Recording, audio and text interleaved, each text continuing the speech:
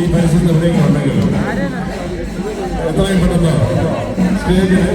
അച്ഛൻ സ്റ്റേജിന് മുന്നിൽ കാത്തു നിൽക്കുകയാണ്. സരിക കുട്ടിയുമായി സ്റ്റേജിനടുത്ത് കാത്തു നിൽക്കുകയാണ്.